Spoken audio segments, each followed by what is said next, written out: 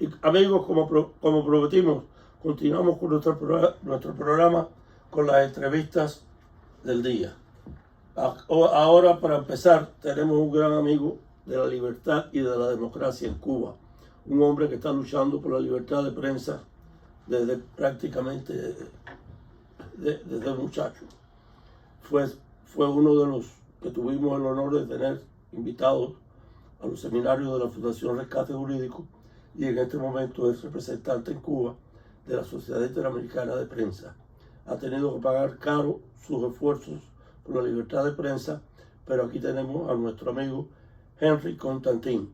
Bienvenido a nuestro programa, Henry. Es un honor tenerte con nosotros nuevamente. Quisiéramos que nos hablaras un poco de lo que has pasado últimamente.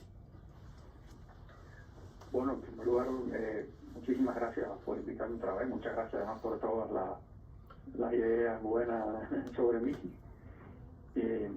Y mi saludo para todos los que están atentos al programa, todos los que están viéndolo, escuchándolo, donde quiera que estén. Bueno, tengo entendido que este mes pasado fue bastante fuerte para ti.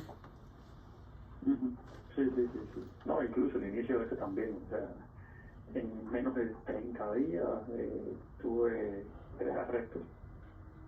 Los 3 por mi trabajo de periodista, aunque en uno de ellos yo no estaba intentando hacer periodismo, pero de todas maneras cuando me detienen porque temen que yo haga algo periodístico, porque intente hacerlo.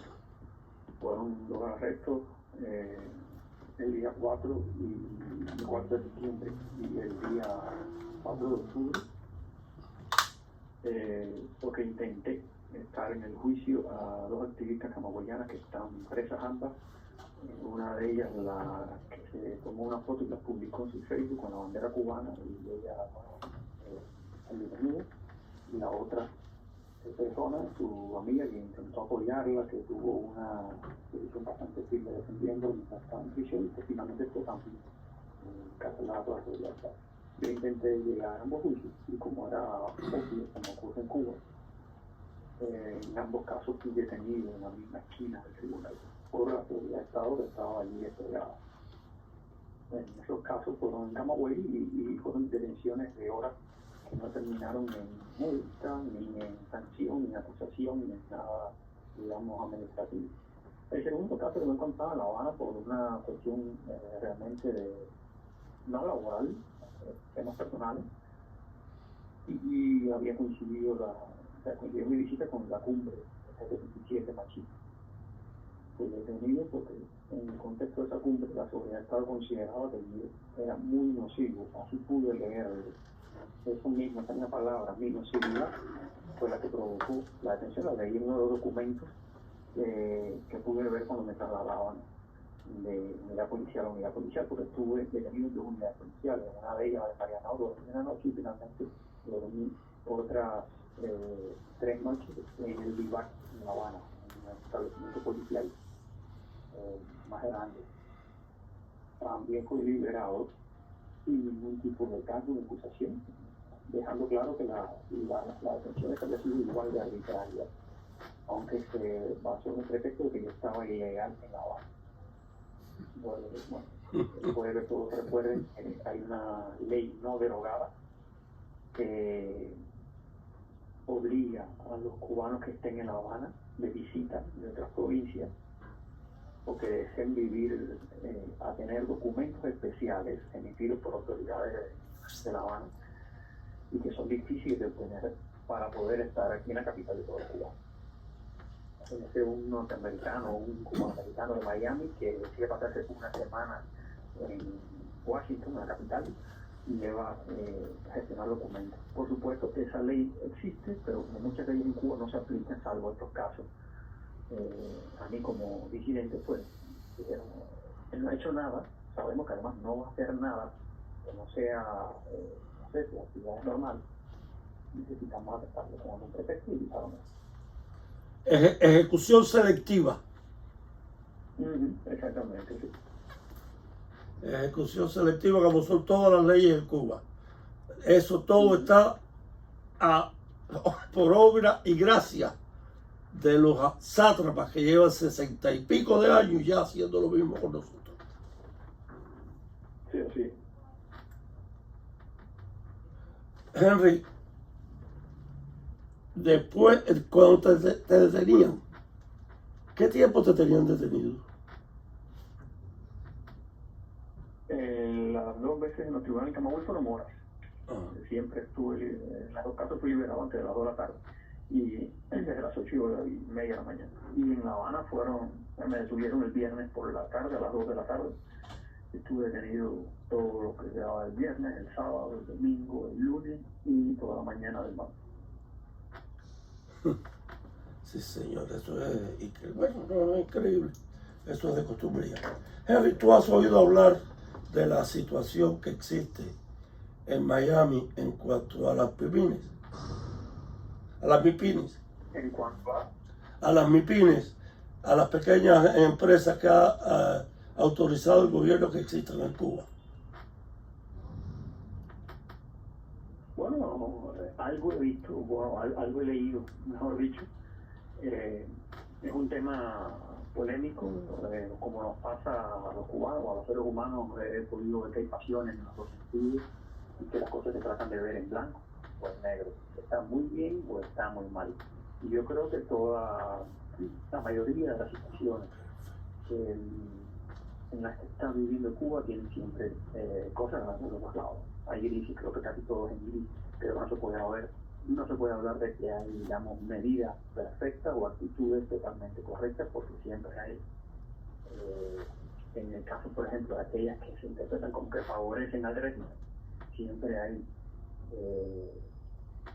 cosas que favorecen al régimen y también a sus víctimas, al pueblo cubano, inclusive a la sociedad civil que queda acá adentro, tratando de lograr un cambio en Cuba. Y por supuesto también dentro de muchas cosas que con buenas intenciones se intentan hacer para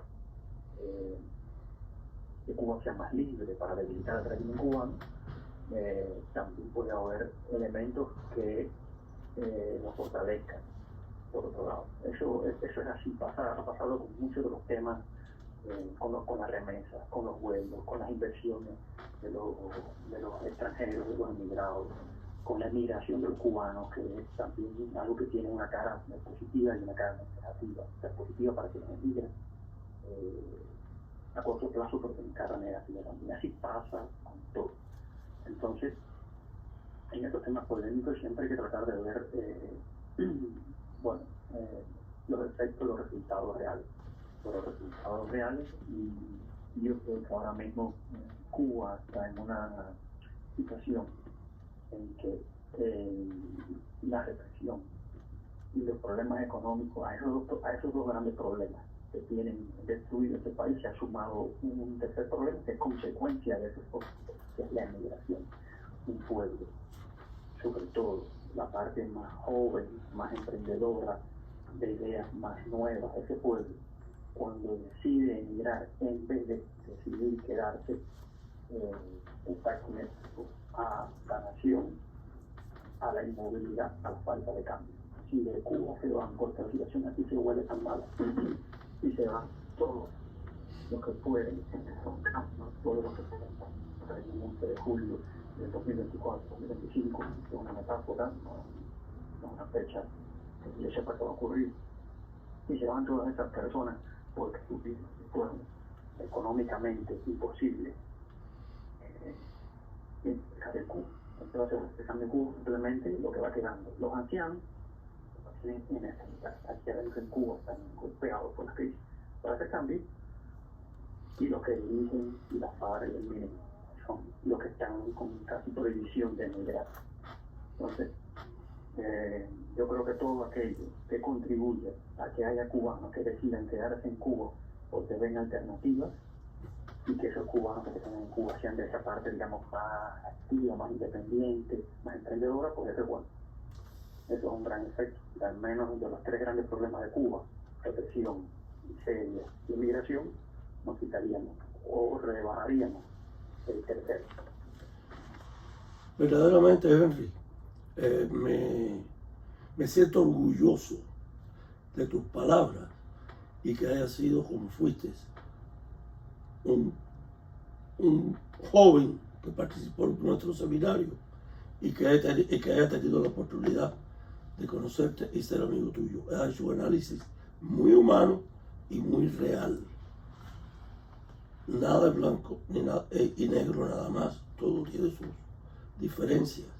Hay que ver lo que es bueno. Y tú has resaltado un aspecto muy importante de esto.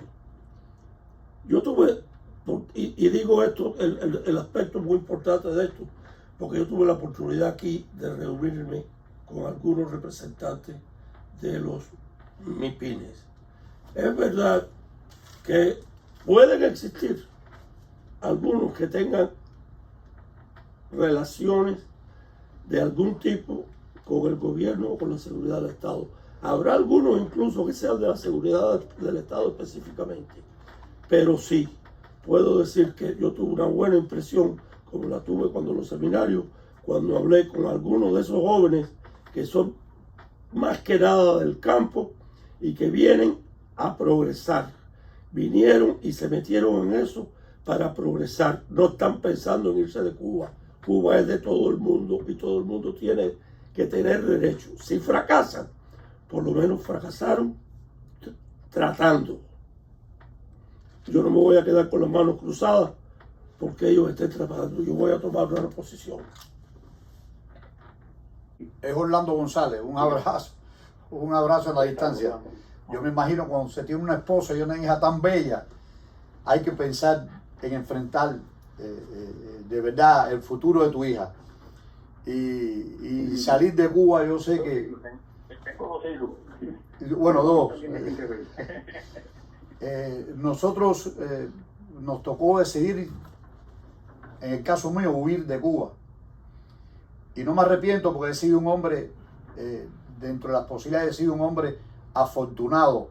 Logré traer toda mi familia, tengo mi trabajo, tengo mi casa. Sí, lo propio de un hombre normal, de a pie, he logrado todo. Pero me arrepiento muchas veces no haberme quedado, no haber tenido la decisión de quedarme en Cuba. Y a veces eso es una emoción, no sé, contradictoria. Por eso felicito a todo el que tiene tu posición y a los que han tenido el valor de quedarse ahí para luchar. Nosotros estamos ahora aquí en estos momentos. Tú has tocado un tema muy importante. Incluso yo no lo había visto desde ese punto de vista, que es la posibilidad de que algunos de estos cubanos, algunos de estos jóvenes, vean en el horizonte, aunque sea una luz que no vimos nosotros, la posibilidad de quedarse en Cuba, de crear riqueza en Cuba, o al menos sobrevivir y ser útil a la sociedad, ser útil a las personas del barrio, tratar de crear negocios, a pesar de la dictadura, a pesar de la regulación, a pesar de la persecución, que hayan tenido el valor de ver esa posibilidad, ¿no? Y eso que tú acabas de decir me llena de esperanza, porque aquí a veces también, a pesar de que la diferencia es abismal, aquí también a veces hay personas que lejos de mejorar la situación de Cuba, lo que hacen es empeorarla y crear crisis donde uno ve ese horizonte. A veces las personas les molesta la creatividad. Y en realidad esa es nuestra posición. Nuestra posición es empoderar a ese pueblo de Cuba. Tener hombres como tú que no les interesan las consecuencias y siguen adelante sin huir de frente. Y yo creo que tu trabajo es muy decente y muy honorable. Para nosotros es una gran satisfacción haber formado parte de nuestras conferencias y que haberte conocido como ser humano. De verdad te felicito como cubano. Muchas gracias por tu trabajo. ¿Ha mejorado en algo la situación de los abastecimientos de la canasta básica en Cuba? No, está empeorando. La que contribuye, o sea, la única que reciben todos los cubanos a un precio barato, no está empeorando. Cada vez son más los productos que faltan o que se reparten algunos meses sin llegar. Todo eso está empeorando siempre poco a poco. Uno no puede decir que este mes fue un descenso vertiginoso, es como cada 3 meses empieza a desaparecer algo, se reduce algo, o se demora más en entregarlo. Y bueno, ahí viene el hambre, la nutrición y todo lo demás, que no hay manera de medirlo y que las estadísticas que tiene el Estado no las va a publicar en el gobierno. Bueno, esa es una característica de estos gobiernos que se puede llamar socialista, se puede llamar fascista, se puede llamar autócrata, porque nadie sabe lo que son, nada más que son los que se quieren mantener en el poder. Mira lo que está pasando en Venezuela, igual que ha pasado en Cuba. Cuba ha tenido que importar azúcar y Venezuela está teniendo una crisis de combustible, que los carros se pasan a veces días en las líneas para poder echar gasolina cuando llegue la gasolina. Eso es lo que está pasando en el país que estaba floreciente antes de llegar el caudillo Chávez. Miren lo que ha pasado.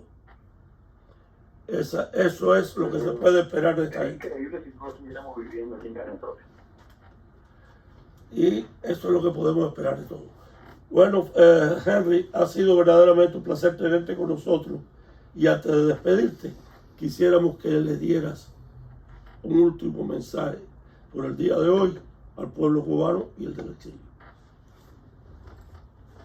Bueno, lo importante, a nosotros nos han quitado los cubanos que están dentro de la isla, sobre todo la libertad, aunque los que están fuera también han perdido mucha libertad. Muchos de ellos no pueden entrar a Cuba, y si quieren entrar tienen que guardar silencio, inclusive afuera. La libertad entonces se ha perdido mucho. La prosperidad se ha perdido también dentro de Cuba. Para prosperar dentro de Cuba hay que, lamentablemente, hay que ser del régimen y además de los altos escalones del régimen, o hay que cometer muchos actos inmorales, de corrupción, de biorecursos. Esas dos cosas nos las han quitado, libertad y prosperidad. La tercera es la esperanza, y es la más importante, y es la que también el pueblo cubano se ha dejado quitar tanto tiempo. Es la que hay que recuperar, y la esperanza sí nace adentro, la esperanza nace de tener voluntad, de tener convicción, y es la que ojalá los cubanos pudiéramos recuperar para cambiar de afuera y de adentro esta triste media. Bueno, Henry, ha sido un placer tenerte con nosotros y te deseo lo mejor, que tus hijas sigan. Tú tienes una hija y un hijo ahora, ¿no? Sí. Sí, tienes uno y uno. Que tus hijos la pasen lo mejor posible hasta que podamos vivir todos en libertad. Yo incluido, que viviría ahí inmediatamente. Bueno, ha sido un placer estar con todos ustedes. Recuerden, lo más importante es hacer algo por Cuba. Puede que sea que no le guste a todo el mundo, puede ser que no me guste a mí algo que haga otra persona, pero seré incapaz de criticarlo. Para mí hay una sola razón para el exilado vivir, y es tratar de recuperar nuestra libertad. Muy buenas tardes, muy buenas noches.